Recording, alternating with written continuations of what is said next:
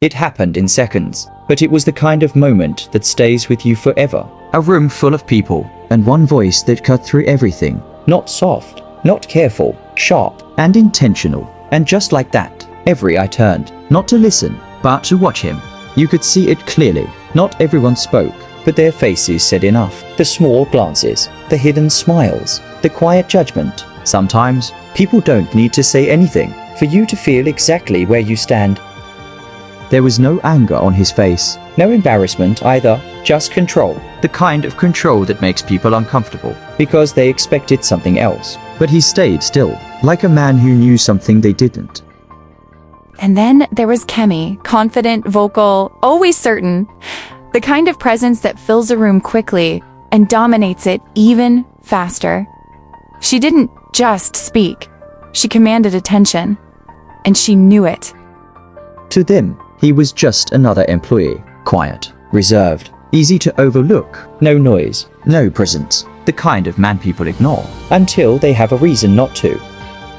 He woke up early, like he always did. No noise, no rush, just routine. In a quiet space that felt more like discipline than comfort. He got ready, not for attention, but for responsibility. Because for him, every day wasn't about being seen. It was about becoming better, even when no one noticed. Kemi didn't only despite Tunde present.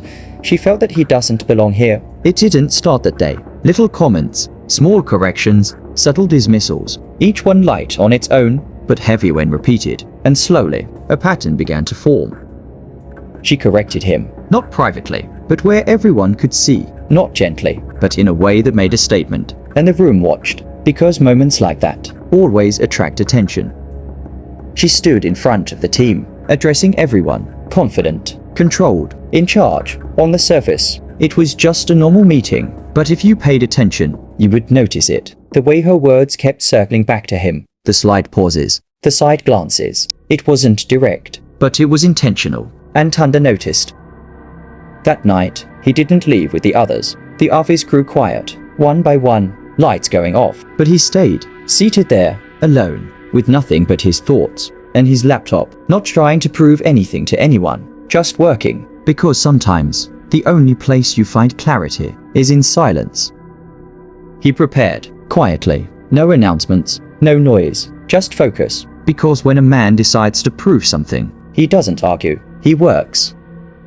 The day came, a room full of people, expectations hanging in the air. Everything looked normal, but something about that moment was different. He stood there, calm, not trying to impress, just ready. The room watched him, but they hadn't seen him yet. Not really. She didn't wait for him to finish. Her hand went up, not politely, but with intention. The kind of interruption that doesn't ask, it takes control. You could see it on her face. This wasn't curiosity. It was resistance, because no matter what he said, she had already decided he wasn't good enough.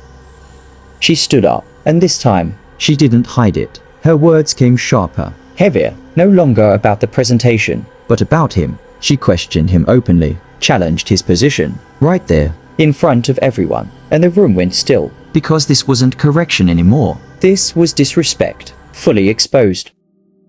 Then, the door opened. Everything paused. Heads turned instantly, not out of curiosity, but recognition, because when real authority enters, you don't ignore it, you feel it. The room went still, instantly, not the kind of silence you plan, the kind that happens when power enters. No one spoke, eyes dropped, shoulders stiffened, even the air felt different, because in that moment, everyone understood this was no longer a normal meeting. And just like that, everything changed. The same man they doubted was the one they were now standing for. Hands came together, respect replaced mockery, and silence turned into realization. Kemi stood still, because truth had just found her. For the first time, she had no words, just silence and reflection. Everything she said, echoing louder now, because now, she understood. She stood there, thinking, pride, still present, but weaker, because truth has a way of humbling you quietly, and she knew what needed to be done. She stood in front of him, but this time, there was no confidence to hide behind. Her voice didn't come out immediately, because for the first time, she understood the weight of what she had done. Not just the words, but the way she said them. The people who witnessed it the damage it carried. I was wrong, not as an excuse, not as a formality, but as a truth she could no longer avoid. Because some mistakes don't just hurt people, they expose who you were. He looked at her, not with anger, not with pride, but with clarity. Respect is not something you give when it's convenient. He paused. It's something you show, even when you think someone doesn't deserve it. No shouting, no revenge, because real power doesn't need to prove anything. It simply stands. She nodded slowly, because there was nothing left to argue. No defense, no justification, just truth. And as she turned to leave, she carried something heavier than embarrassment. A lesson, one she would never forget. He stood alone, not as someone who won, but as someone who remained. Because sometimes, the real victory is not becoming louder, but becoming undeniable.